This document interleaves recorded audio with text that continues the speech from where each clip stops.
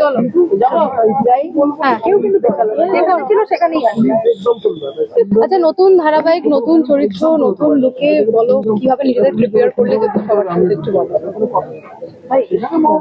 কিভাবে প্রিপেয়ার করলে বলো। সাঁতার কাটতে বলেছিল, সাঁতার আমি জানি না। তবু গঙ্গায় ঝাঁপ দেওয়া, সেটার জন্য তো একটা প্রিপারেশন লাগে। না, গঙ্গায় ঝাঁপ দেবো বলে কি প্রিপারেশন? আগে 3 দিন ধরে গঙ্গায় ঝাঁপ দিয়েছি। তো ভয় লাগেনি? না, ভয় লাগে। সবাই যারা সাঁতার জানে সাধারণত অসুবিধা হওয়ার কথা নয়, কিন্তু অনেকে বলে যে সাঁতার জানি, খালি বলে, তাদের ভয় লাগে। তাই না? আমি সত্যি জানি।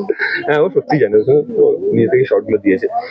আর আমার মনে হয় যে যা হয় দুটো একদম ডিফারেন্ট দুটো ওয়ার্ল্ড থেকে দুটো মানুষ যদি উঠে আসে এবং কোথাও খালি আইডিওলজির একটা মিল রয়েছে বলে তাদের এক জায়গায় আসা এবং সেখান থেকে একটা জার্নি শুরু হওয়া।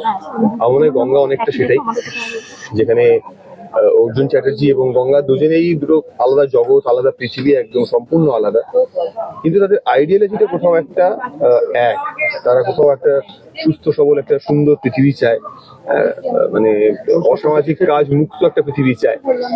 তো সেইটার উদ্দেশ্যে ওদের লড়াই, এবং সেই ওই একটা সূত্র ধরেই দুজনের আলাপ, এবং তারপর থেকে গল্প কিভাবে এগোয় সেটাই আমাদের দেখা। এবং অবভিয়াসলি যেটা বুঝতে পারছো যে গঙ্গার চরিত্রটার মধ্যেও একটা খুব ডুয়ালিটি রয়েছে। ওর মধ্যে যেমন একটা লড়াই করে বাঁচার একটা তাগিদ রয়েছে, তেমন আবার লড়াই করে খারাপের সঙ্গে, মানে কি বলবো, খারাপ থেকে সমাজ থেকে সরিয়ে দেওয়ার একটা তাগিদ, সেটা মানে works with Arjun Chatterjee also. মানে ওর একটা পরিবারের দিক রয়েছে, ভাই বোন, জেঠু জেঠিমা, মা বাবা সবাইকে নিয়ে। আবার ঠিক একই সময় তার কাছে তার ডিউটিটা এত ইম্পর্টেন্ট হয়ে যায় যে সে সবকিছু ভুলে তখন শুধুমাত্র ডিউটিতেই ফোকাস করে। তো আমার এই দুটো ক্যারেক্টার যখন এক জায়গায় আসবে কি হবে সেটাই দেখা হচ্ছে গঙ্গা। আচ্ছা, গঙ্গা তো জলে ডুব দিচ্ছে, অর্জুন কোথায় ডুব? গঙ্গায় ডুব দিচ্ছে, মানে অর্জুন প্রস্তুতি নিচ্ছে তো গঙ্গায় ডুব দেওয়ার? হ্যাঁ, দুঃসাঁতার শিখছে। কিন্তু আমি এটা দেখলাম যে পুলিশ, তার একটা তো মাত্র একটা রাফান ব্যাপারটা ব্যাপার থাকবে। গঙ্গাও কিন্তু কম যায় না, যেভাবে বলছে যে 3 টাকার বিষয়টা, 3 টাকায় সংসার চলে না। মানে দুজনে কিন্তু কেউ কাউকে ছাড়বে না, একজন নরম, একজন একটু স্ট্রং, সব তো সেটা নয়, দুজনে বেশ ইকুয়াল, যেটা মনে হলো দুজনের জায়গা থেকে। অবভিয়াসলি মানে Ganga very strong character, strong personality, এবং সেটাই তো মানে আগামী দিনে সেটাই দেখাচ্ছে। মানে এরা দুজন যখন একসঙ্গে আসবে তখন আর কি কি হয়, হোয়াট উইল হ্যাপেন ইভেন্চুয়ালি। তোমাদের রিয়া কি বলবো? রিয়া চাপ হয়ে গেছে ব্যাপারটা। না, আমিও ওয়েট করে আছি সত্যি বলতে, যে যতটুকু হয়েছে আমাদের শুটিং ততটুকুই জানি, পরে কি হবে না হবে আমরা কেউই জানি না। কি হবে আমরা প্রত্যেকে ওয়েট করি। রিয়া কতটা গঙ্গার ক্যারেক্টারে ঢুকে গেছে? আমি এখন ঢুকে নেই, যখন প্লে করি তখন ঢুকে যাই, আবার হয়ে গেলে কাট হয়ে গেলেই বেরিয়ে যাই। সেটা গীতাতেও ছিল, এখানেও আছে। আরেকটা বিষয় আমার, আমি যদি ক্যারেক্টারে ঢুকে থাকি তাহলে মুশকিল হবে না?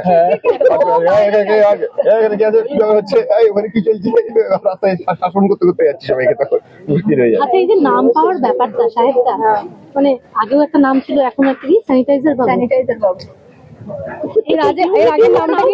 লুক দিচ্ছে। এর আগের নামটা কি তুমি জানো? হ্যাঁ, ভালো না। মশাই, তাই তো।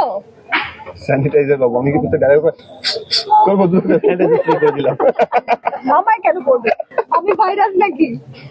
যাদের ধরাবো তাদের করবো। আচ্ছা, ঠিক আছে। শেষে কি বলবে?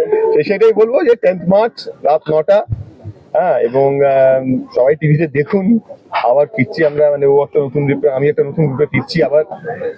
তো আমরাও খুব এক্সাইটেড, খুব নার্ভাস, এবং লুকিং ফরওয়ার্ড যে 10 তারিখ 9টার পর কতগুলো ফোন কল আসবে আমাদের, যারা আমাদের অনুরাগীরা রয়েছেন, যারা আমাদের ফ্যান্স, যারা আমাদের ভালোবাসেন, তাদের কাছে আমাদের নতুন এই লুকটা, নতুন শোটা কিরকম লাগবে সেটা জানার জন্য আমরা অলরেডি প্রমোতেই অনেক ফোন পেয়েছো। হ্যাঁ হ্যাঁ, আমি অল্প পেয়েছি, ও বেশি পেয়েছে, বাট পেয়েছি অনেক। অনেকেই প্রশংসা করেছেন প্রোমো দেখে। আমাদের ইন্ডাস্ট্রি, আমাদের যারা সিনিয়ররা রয়েছেন, হ্যাঁ, তাদেরকে পাঠিয়েছিলাম প্রোমোটা, তারা সকলেই খুবই প্রশংসা করেছেন। আশা করা যাচ্ছে যে একটা ভালো কিছু আবার নিয়ে আসতে পারবো আমরা স্টার জলসায়। Thank you.